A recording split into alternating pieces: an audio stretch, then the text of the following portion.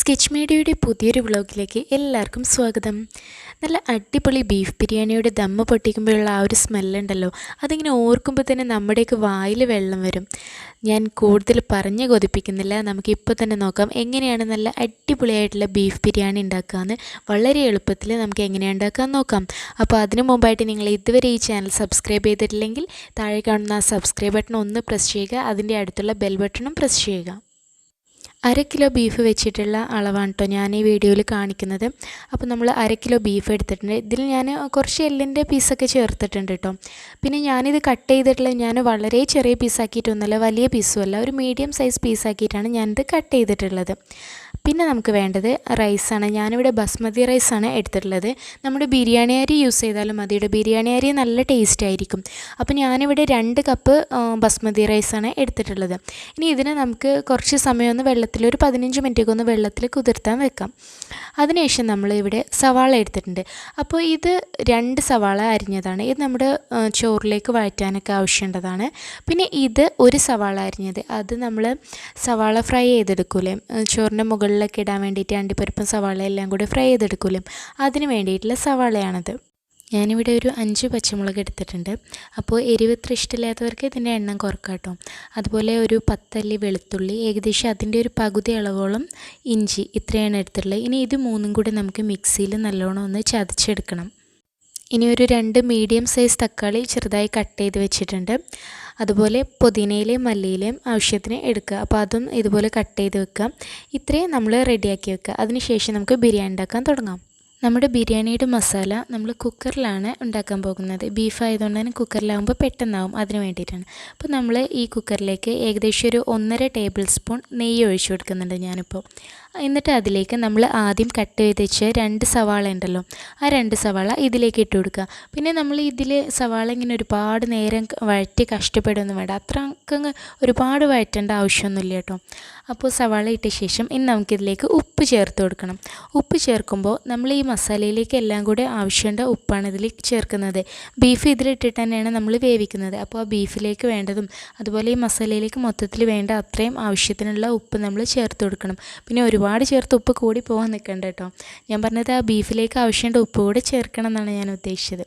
അപ്പോൾ എന്നിട്ട് നമ്മൾ ഒന്ന് മിക്സ് ചെയ്തെടുക്കുക. എന്നിട്ട് നമ്മുടെ സവാള കുറച്ചൊന്ന് ട്രാൻസ്പെറൻ്റ് ആയി വരുമ്പോൾ നമ്മൾ ചതച്ച് വെച്ച പച്ചമുളകും ഇഞ്ചിയും വെളുത്തുള്ളിയും കൂടെ നമ്മൾ ആദ്യം ചതച്ച് വെച്ചിട്ടുണ്ട്, അതും ഇതിലേക്ക് ചേർത്ത് കൊടുക്കാം. അത് ചേർത്തിട്ട് ഒന്ന് വഴറ്റി കൊടുക്കുക. ഈ ചതച്ചതെല്ലാം കൂടെ ഒന്ന് നെയ്യിലൊന്ന് വഴറ്റിയെടുക്കണം. അതിൻ്റെ ആ ഒരു ടേസ്റ്റൊക്കെ ഒന്ന് മാറി വരാൻ വേണ്ടിയിട്ട്. അതൊന്ന് ഏകദേശം ഇങ്ങനെ മാറി വരുമ്പോൾ നമുക്കിതിലേക്ക് ഇനി തക്കാളി ചേർത്ത് കൊടുക്കണം. അപ്പോൾ നമ്മൾ കട്ട് ചെയ്ത് വെച്ചിട്ടുള്ള തക്കാളി എന്ന് പറഞ്ഞാൽ ഞാനിപ്പോൾ ഇതൊരു മീഡിയം സൈസ് തക്കാളി ആയതുകൊണ്ടാണ് 2 എണ്ണം എടുത്തിട്ടുള്ളത്. ഇപ്പോൾ നമ്മുടെ കയ്യിൽ വലിയ തക്കാളിയാണെങ്കിൽ വേണമെങ്കിൽ 1 തക്കാളിയോ അല്ലെങ്കിൽ 1.5 തക്കാളിയോ ഒക്കെ തന്നെ മതിയാവും കേട്ടോ ഇതിൻ്റെ അളവ്. ഇനി നമുക്കതിലേക്കുള്ള പൊടികൾ ചേർക്കാം. അപ്പോൾ ആദ്യം ഒരു 1/2 ടീസ്പൂൺ മഞ്ഞൾപ്പൊടി, പിന്നെ ഒരു 1/2 ടീസ്പൂൺ മല്ലിപ്പൊടി, അതുപോലെ ഒരു 1/2 ടീസ്പൂൺ ഗരം മസാല പൗഡർ. ഇത്രയാണ് ഇതിലേക്ക് മെയിനായിട്ടുള്ള പൊടികൾ.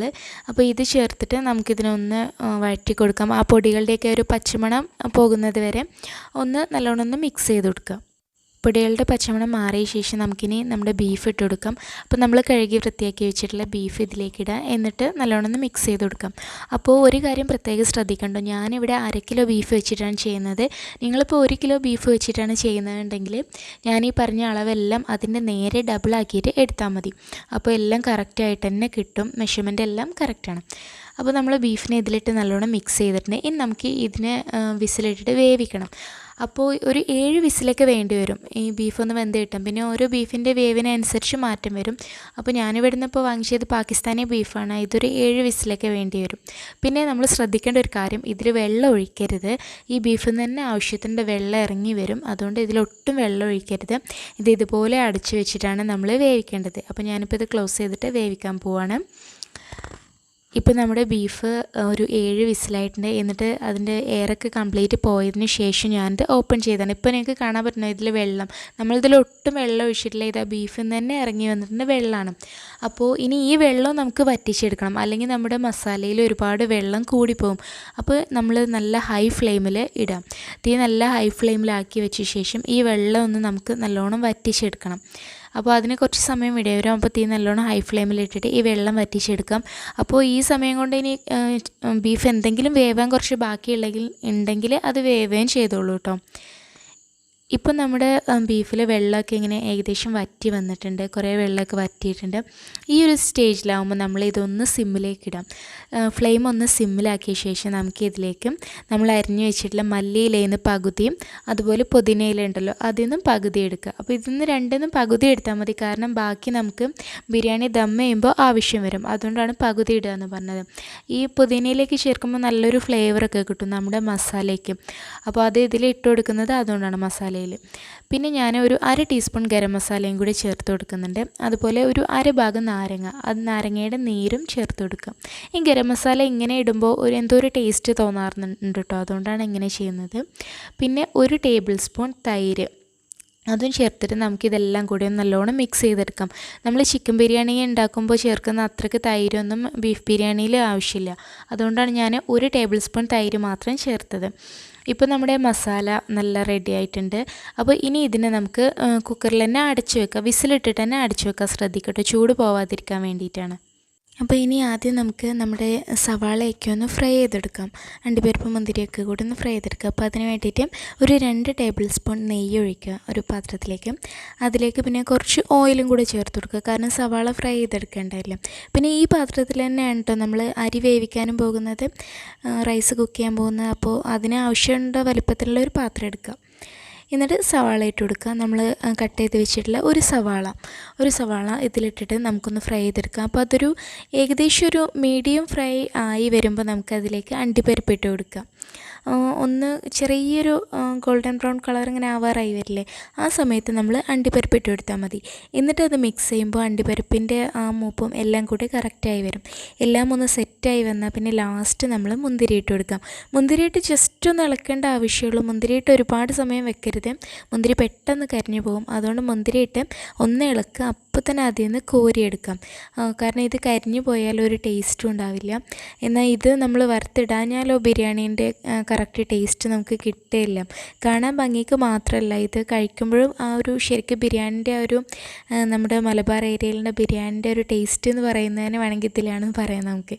അപ്പോൾ ഈ ഒരു നല്ല പെർഫെക്റ്റ് ആയിട്ടുള്ളൊരു ഗോൾഡൻ ബ്രൗൺ കളറാകുമ്പോൾ നമ്മൾ ഇതിൽ നിന്ന് എണ്ണയിൽ നിന്ന് എടുത്ത് മാറ്റാം. ഇപ്പോൾ നമ്മുടെ ഈ പാത്രത്തിൽ ഇത്രയും എണ്ണയുണ്ട്, അപ്പോൾ നമുക്ക് ഇത്രയും ഓയിൽ വേണ്ടി വരില്ല, കാരണം നമ്മൾ ഇതിൽ നിന്ന് റൈസ് ഇട്ട് വറ്റിച്ചെടുക്കുകയാണ്. അതുകൊണ്ട് ഞാനിപ്പോൾ ഇതിൽ നിന്ന് കുറച്ച് എണ്ണ ഒഴിവാക്കുന്നുണ്ട് കേട്ടോ. ഒഴിവാക്കിയ ശേഷം നമുക്കതിലേക്ക് ആദ്യം അരി ഇട്ട് കൊടുക്കാം. അപ്പോൾ നമ്മൾ ഈ അരി ഇതിലിട്ടിട്ട് ഞാനിപ്പോൾ വെള്ളത്തിൽ കുതിർത്തി വെച്ച അരിയാണ്, അതിൻ്റെ വെള്ളമൊക്കെ ഒഴിവാക്കിയ ശേഷം ആ അരി ഒന്ന് ഈ ഓയിലും നെയ്യൊക്കെ ഉണ്ട് ഇതിലിട്ടിട്ട് ഒന്ന് വറുത്തെടുക്കാം. ഒരു 2-3 മിനിറ്റ് മതി. ഹൈ ഫ്ലെയിമിലിട്ടിട്ട് ഒന്ന് 2-3 മിനിറ്റ് ഒന്ന് ഇളക്കി കൊടുക്കാം. അപ്പോൾ അങ്ങനെ ആകുമ്പോൾ എന്താണെന്ന് വെച്ചാൽ നമ്മുടെ അരി ഒട്ടിപ്പിടിക്കാതെ നല്ല രീതിയിൽ ഒട്ടിപ്പിടിക്കുകയോ കുഴഞ്ഞു പോവുകയോ ഒന്നും ചെയ്യാതെ നമുക്ക് നല്ല രീതിയിൽ കിട്ടും. അതിന് വേണ്ടിയിട്ടാണ് ഇങ്ങനെ ചെയ്യുന്നത് കേട്ടോ. ഇനി ഇങ്ങനെ ഇഷ്ടമില്ലാത്തവർക്ക് ചെയ്യേണ്ട, അല്ലാതെ ഡയറക്റ്റ് നമ്മൾ നെയ്ച്ചോറിൻ്റെയൊക്കെ അരി റെഡിയാക്കുന്ന പോലെ ചെയ്താലും മതി. പക്ഷേ ഇങ്ങനെ ചെയ്യുമ്പോൾ നമുക്ക് ഒട്ടിപ്പിടിക്കാതെ നല്ല രീതിയിൽ കിട്ടും. ഹൈ ഫ്ലെയിമിലിട്ടിട്ട് വേണം കേട്ടോ ഒരു 2-3 മിനിറ്റ് വഴറ്റി കൊടുക്കാം. ഇപ്പോൾ നമ്മൾ വഴറ്റിയിട്ടുണ്ട്. ഇനി നമുക്കിതിലേക്ക് വെള്ളം ഒഴിച്ചു കൊടുക്കാം. അപ്പോൾ നല്ല തിളച്ച വെള്ളം, ഞാനിവിടെ 3 കപ്പ് വെള്ളമാണ് എടുത്തിട്ടുള്ളത്. 2 കപ്പ് അരിക്ക് 3 കപ്പ് വെള്ളം, അതായത് 1 കപ്പിന് 1.5 കപ്പ് വെള്ളം എന്നുള്ള അളവിലാണ് ഞാൻ എടുത്തിട്ടുള്ളത്. അപ്പോൾ നല്ല തിളച്ച വെള്ളം തന്നെ ഒഴിച്ചു കൊടുക്കാം. വെള്ളം ഒഴിച്ച ശേഷം ഇനി നമുക്കിതിലേക്ക് ഉപ്പ് ചേർക്കണം. അപ്പോൾ ഈ റൈസിന് ആവശ്യമുള്ള ഉപ്പ് കൂടി നമ്മൾ ഇവിടുന്ന് ചേർത്ത് കൊടുക്കുന്നുണ്ട്. ഉപ്പ് ചേർത്ത് നല്ലോണം ഒന്ന് മിക്സ് ചെയ്ത ശേഷം നമുക്കിതിനെ ഒന്ന് അടച്ച് വെച്ചിട്ട് ഒരു 10 മിനിറ്റ് നമുക്ക് കുക്ക് ചെയ്യാം. നല്ല ലോ ഫ്ലെയിമിലിട്ടിട്ട് അടച്ച് വെച്ച് ഒരു 10 മിനിറ്റ് നമ്മളിതിനെ കുക്ക് ചെയ്യാൻ പോകണം. ഇപ്പോൾ 10 മിനിറ്റ് കഴിഞ്ഞ് ഞാൻ ഓപ്പൺ ചെയ്തതാണിത്. നമ്മുടെ റൈസൊക്കെ നല്ല പെർഫെക്റ്റ് ആയിട്ട് കുക്കായിട്ടുണ്ട്, നല്ല പാകത്തെ വേവായിട്ടുണ്ട്. ഒട്ടിപ്പിടിക്കുക കുഴഞ്ഞു പോവുക ഒന്നും ചെയ്തിട്ടില്ല, നല്ല രീതിയിൽ തന്നെ നമുക്ക് കിട്ടിയിട്ടുണ്ട്. അപ്പോൾ ഈ 10 മിനിറ്റ് എന്നുള്ളത് നമ്മുടെ അരിയുടെ വേവിനനുസരിച്ച് ചെറിയ മാറ്റമൊക്കെ വരാം കേട്ടോ. അത് നമ്മൾ ഇടയ്ക്കൊന്ന് വേണമെങ്കിൽ ഓപ്പൺ ചെയ്തിട്ട് നോക്കാം, ചെക്ക് ചെയ്ത് നോക്കാം. അപ്പോൾ ഇനി നമുക്ക് നമ്മുടെ ബിരിയാണി ദം ചെയ്യാൻ തുടങ്ങാം. അപ്പോൾ ഞാനിപ്പോൾ ഇത് ലെയറായിട്ടാണ് ദം ചെയ്യാൻ പോകുന്നത്. പിന്നെ ഞാൻ ഈ അരി വേവിച്ച പാത്രത്തിൽ തന്നെയാണ് ഞാനിത് ദം ചെയ്യാൻ പോകുന്നത്. വേണമെങ്കിൽ നമുക്ക് കുക്കറിലും ചെയ്യാം കേട്ടോ, നമ്മുടെ ഇഷ്ടം പോലെ ചെയ്യാം. അപ്പോൾ എന്തായാലും ഞാൻ ഇതിൽ നിന്ന് റൈസ് മാറ്റിയിട്ടുണ്ട്. താഴെ കുറച്ച് റൈസ് ഇട്ട് കൊടുത്തിട്ടുണ്ട്. എന്നിട്ട് അതിൻ്റെ മുകളിൽ നമ്മുടെ ബീഫിൻ്റെ മസാല ഉണ്ടല്ലോ, ആ മസാല നമുക്ക് ഇട്ട് കൊടുക്കാം. എന്നിട്ട് അതിൻ്റെ മുകളിൽ ചോറ് എന്നുള്ള രീതിയിൽ നമുക്കിതിങ്ങനെ ലെയർ ചെയ്തെടുക്കാം. അതിൻ്റെ ഇടയിൽ നമ്മുടെ അണ്ടിപ്പരിപ്പ് മുന്തിരിയും അതുപോലെ നമ്മൾ അരിഞ്ഞ് വെച്ചിട്ടുള്ള പുതിനയിലെ മല്ലിയിലേക്കില്ലേ അതൊക്കെ ഇട്ട് കൊടുക്കാം. പിന്നെ വേണമെങ്കിൽ നമുക്ക് ഗരം മസാലയുടെ പൗഡറൊക്കെ ഇട്ട് കൊടുക്കാം. ഞാനിപ്പോൾ അത് ഇടുന്നില്ല, ഇഷ്ടമുള്ളവർക്ക് അങ്ങനെ ഇട്ട് കൊടുക്കാം കേട്ടോ. അപ്പോൾ എന്തായാലും നമ്മൾ ബീഫ് ബിരിയാണി ദം ചെയ്യാൻ പോവാണ്. എന്താ പറയുക, ഭയങ്കര ഫേമസ് ആയിട്ടുള്ളൊരു ബിരിയാണിയാണ് ബീഫ് ബിരിയാണി. പ്രത്യേകിച്ച് നമ്മുടെ മലബാർ ഏരിയയിലുണ്ട് മലബാർ സ്പെഷ്യൽ ദം ബിരിയാണി എന്നൊക്കെ പറഞ്ഞ് കിട്ടില്ല, നല്ല അടിപൊളി ടേസ്റ്റാണ്. ബീഫ് ബിരിയാണീൻ്റെ ടേസ്റ്റിന് അടുത്തേക്ക് എത്തുന്ന വേറെ ഒരു ബിരിയാണി ഉണ്ടെന്ന് എനിക്ക് തോന്നുന്നില്ല. അപ്പോൾ എന്തായാലും നമ്മുടെ ബിരിയാണി നമ്മൾ ദം ചെയ്യാൻ പോവുകയാണ്. എല്ലാവരും ഉണ്ടാക്കി നോക്കുന്നുണ്ട്, ഭയങ്കര സിമ്പിളാണ് ഉണ്ടാക്കാൻ, ഒരുപാട് പ്രയാസമൊന്നുമില്ല. നമുക്ക് കുറഞ്ഞ സമയത്തിൻ്റെ ഉള്ളിൽ തന്നെ ഉണ്ടാക്കാം. പിന്നെ നമ്മളിത് കുക്കറിൽ ബീഫ് വേവിക്കൊക്കെ ആയതുകൊണ്ട് നമുക്ക് ഒരുപാട് ടൈം സേവ് ചെയ്യുകയും ചെയ്യാം, പെട്ടെന്ന് ആയി കിട്ടും. നമ്മളല്ലാതെ ബീഫ് കുക്ക് ചെയ്യുന്നതിനേക്കാളൊക്കെ ആ മസാലയൊക്കെ പെട്ടെന്ന് നമുക്ക് റെഡി ആയി കിട്ടുകയും ചെയ്യും. ഇപ്പോൾ നമ്മുടെ ദം ചെയ്യാണ്ട് എല്ലാം റെഡി ആയിട്ടുണ്ടെങ്കിൽ ഞാൻ ഇതിനെ ഒരു ഫോയിൽ പേപ്പർ വെച്ച് കവർ ചെയ്യുന്നുണ്ട്. ആ എയറൊക്കെ അതിൻ്റെ ഉള്ളിൽ തന്നെ നിൽക്കാൻ വേണ്ടിയിട്ടാണ്. അപ്പോൾ ഫോയിൽ പേപ്പർ വെച്ച് കവർ ചെയ്ത ശേഷം ഇതിനെ നല്ല ലോ ഫ്ലെയിമിലിട്ടിട്ട് നമ്മളൊരു 10 മിനിറ്റ് അല്ലെങ്കിൽ 15 മിനിറ്റ് ഒന്ന് കുക്ക് ചെയ്തെടുക്കണം. ഒരു 10-12 മിനിറ്റ് കഴിഞ്ഞ് ഞാനിപ്പോൾ തന്നെ നമ്മുടെ ബിരിയാണിയുടെ ദം ഓപ്പൺ ചെയ്യാണ്. നല്ലൊരു അടിപൊളി സ്മെല്ല് വരുന്നുണ്ട് ഇത് ഓപ്പൺ ചെയ്യുമ്പോൾ. ബീഫ് ബിരിയാണിയുടെ ആ സ്മെല്ല് ഞാൻ ആദ്യമേ പറഞ്ഞല്ലോ, ആ സ്മെല്ലിങ്ങനെ ആലോചിക്കുമ്പോൾ തന്നെ നമ്മുടെ വായിലൊക്കെ വെള്ളം വരും. അപ്പോൾ നമ്മളത് കഴിക്കാൻ പോവുകയാണ്. എന്തായാലും നമ്മുടെ ബിരിയാണി നല്ല അടിപൊളിയായിട്ട് റെഡി ആയിട്ടുണ്ട്. റൈസെല്ലാം നല്ല പെർഫെക്റ്റ് ആയിട്ട് കുക്കായിട്ടുണ്ട്, അതേപോലെ ബീഫും എല്ലാം നല്ല അടിപൊളിയായിട്ട് കുക്കായിട്ടുണ്ട്.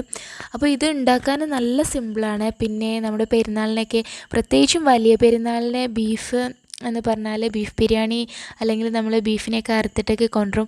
അപ്പോൾ എല്ലാവരും ഉണ്ടാക്കി നോക്കണം, എന്തായാലും ട്രൈ ചെയ്ത് നോക്കണം, നിങ്ങളുടെ ഫീഡ്ബാക്ക് അറിയിക്കണം. അതുപോലെ നമ്മുടെ ഇൻസ്റ്റാ പേജ്, ഫേസ്ബുക്ക് പേജിൻ്റെയൊക്കെ ലിങ്ക് താഴെ കൊടുക്കുന്നുണ്ട്. നമ്മുടെ ഒരു വെബ്സൈറ്റ് ഉണ്ട്, അതിൻ്റെ ലിങ്കും കൊടുത്തിട്ടുണ്ട്. അപ്പോൾ അതെല്ലാം എല്ലാവരും ഒന്ന് ചെക്ക് ചെയ്യാം. വീഡിയോ നിങ്ങൾക്ക് ഇഷ്ടമായിട്ടുണ്ടെങ്കിൽ ലൈക്ക് ചെയ്യുക, ഷെയർ ചെയ്യുക, ഇഷ്ടമായിട്ടില്ലെങ്കിൽ ഡിസ്ലൈക്കും ചെയ്യാം. അപ്പോൾ മറ്റൊരു അടിപൊളി വീഡിയോയിലൂടെ നമുക്ക് വീണ്ടും കാണാം.